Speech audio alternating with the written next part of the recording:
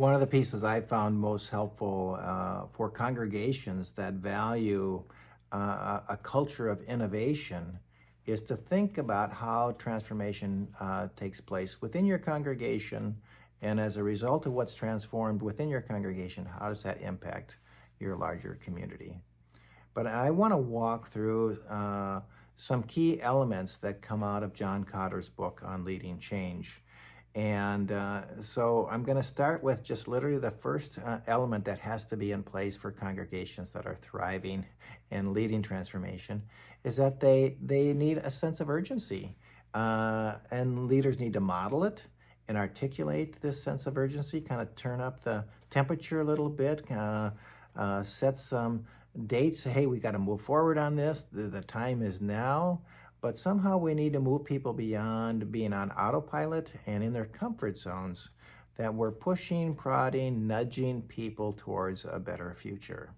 But it has to start with the leaders. If your leaders are too comfortable and they're not comfortable with being uncomfortable, it's hard to move beyond the inertia of a lot of our everyday ministries.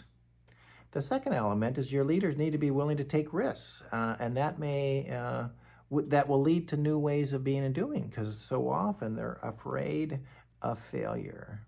And again, we have to change our mindset about failure as just part of the natural learning process and course correction process.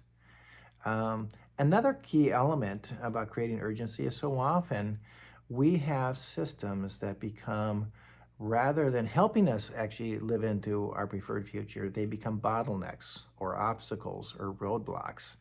And we need to find a way to remove those pieces and streamline processes so that decisions can be made, well-informed decisions can be made sooner and executed sooner. We have to create urgency, but we also have to create the systems that allow us to move forward faster.